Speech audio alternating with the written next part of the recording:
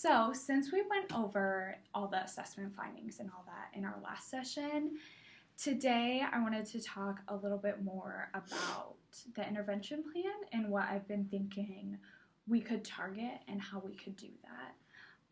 And so I just want to get your opinion on kind of what I've come up with, and so that it can really be a collaboration. Yeah, between that sounds us. great. Okay. So one thing I kind of am feeling from you from the times that we've talked is that you're liking that she is communicating a lot with signs and other means, but you're wanting to target the spoken language a little bit more. Yeah, I kind of want her to be able to say her sister's names, because sometimes it can be hard to differentiate the two names, and it's hard for us to understand. So I really want that to be a center of attention for therapy, because I think that would help us out a lot. But also any other spoken things could be helpful too, but specifically that one. Yeah, and I noticed that during the assessment as well, when they were playing her approximation for Birdie and Poppy is very, very similar. Yeah, it makes it difficult. Yeah. The nice thing is, though, that the name that you chose for Poppy, the P sound, is really, that's a great, very age-appropriate sound for where she's at. Because it's just, we can work on some techniques to elicit that P, both tactile and visual. That's good. Adding a P, and you can even do it into her hand, the P, because P makes an airflow, so she can feel it. So then she'll know that she's doing it correctly. Yeah, and so she can try it into her hand. Oh, okay. And so because the P sound has airflow to it, airflow is very, very high pitched. So that's probably has something to do with why she's it's taking a little longer for her to produce it correctly. Okay. Yeah. And so by adding the tactile of feeling the airflow is supporting her auditory system, so that she knows, oh, when I feel the air on the hand, that sound I'm hearing, that's the P correct. sound. Yeah. And that's something that would be very simple for us to do at home too. It's not something that takes a long time. Mm-hmm.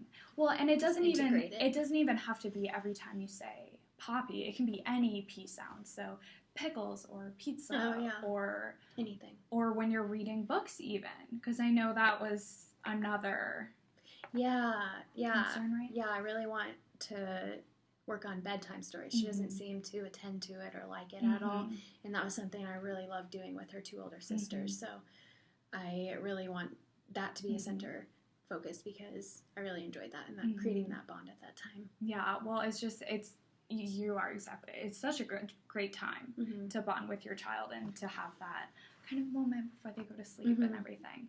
So she just seems to not like it sometimes. So yeah, that would be something. I don't want to force her to do it, but if there's some strategies or something that we could do to make it a better experience for her, that would be great. Yeah, we're not gonna chain her down and make her. You're gonna listen to this book right now, Missy. We can come up with ways to make it fun for her. Okay. Because the thing about reading and stories is it can become a very auditory task, and obviously her auditory system has had 1.5 years less than a typical peer to develop. Yeah. Right? And so we want to support that while it's developing. So just kind of we can use ways to engage her more into the stories. So because one thing that a lot of parents find is like, okay, I have this book, I have to read the book.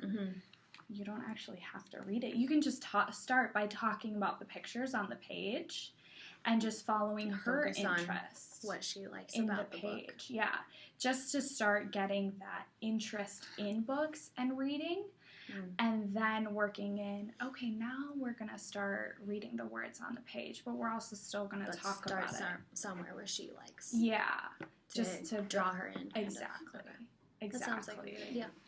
And then tell me more about her not wanting to wear the cochlear implants, because I haven't seen her take them off at all, or I haven't seen that, but I know you said that that's a big frustration for you guys. Yeah, that's something we struggle with because we don't know why she's taking them off, but sometimes during certain activities she'll just rip them off and we have no idea why, because some activities she wears them and then some other activities she immediately takes them off.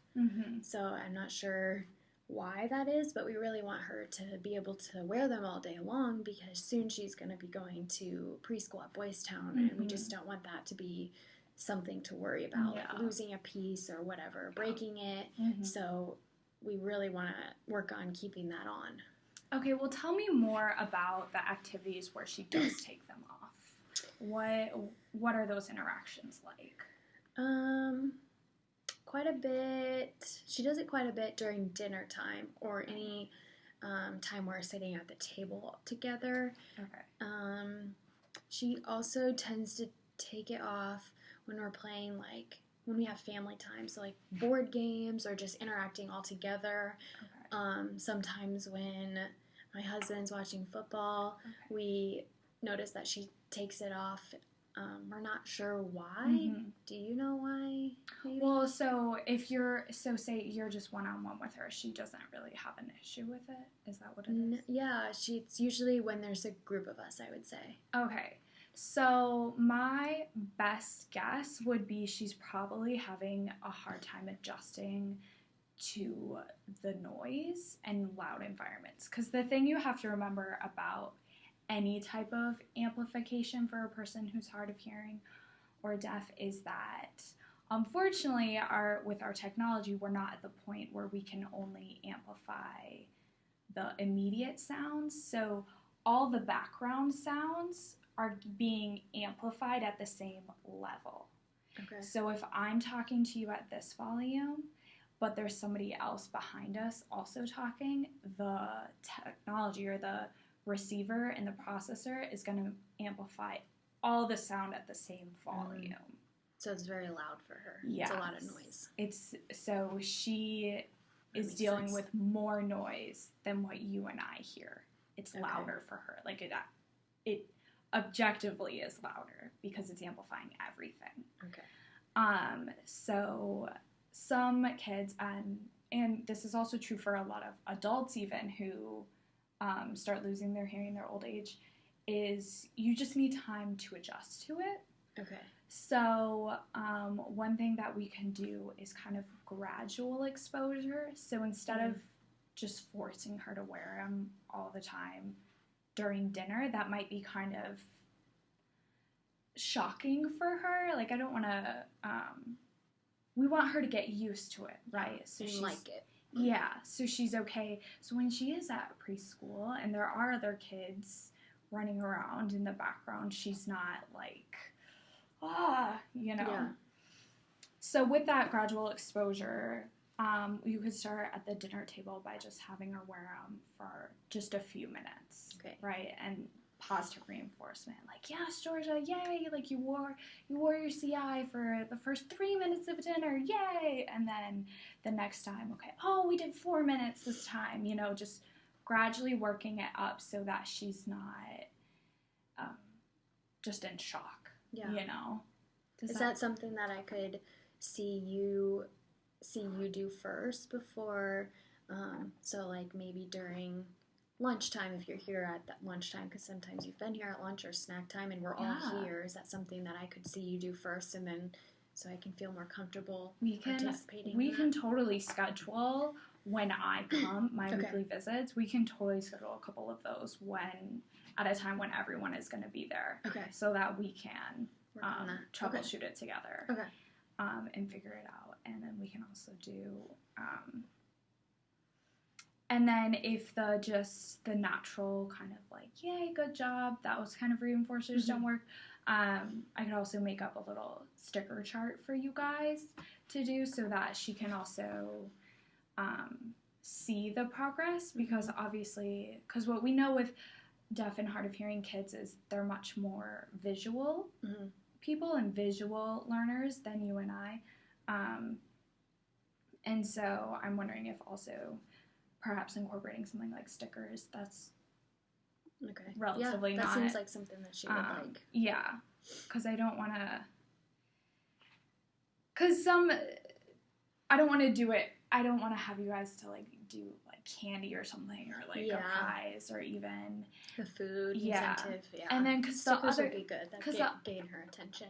Yeah, and then if you can do it where, okay, if you get 5 stickers tonight at dinner, we can play this game X that she loves, you know, or something, or because she, you told me that she loves craft and fine motor activities, you can say, okay, if you get 5 stickers at dinner tonight, then we're going to do a craft later, you know? As an extra thing. Yeah. Okay. Yeah. Does that sound good? Yeah. Okay.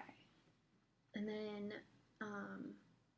you've also mentioned that Usher syndrome in the vision part. What will that look like in the future for her? Okay, well, so basically, and I'm sure the genetic counselor touched on this a little bit, but we've had a couple meetings. Yeah, so it's a progressive vision loss. So it's not just overnight all of a sudden. Okay. Can't see. It's very, we have the ability to plan for it. Okay. And to get her into a position where, and probably with type 1 you would probably get to this stage more when she's in elementary school. Okay. And with her SLP at the elementary school and the deaf ed coordinator and the vision specialist, to get her to a point, especially in literacy, where she could probably even start learning Braille even before, even while she still can see, and so that it's easier for her. Okay. And then obviously with, it'll be a priority to work on her spoken language more. But it's likely that she would still have enough vision to use sign for many more years. Okay. In my experience, at least. Okay. So. Awesome. Thank you. Okay.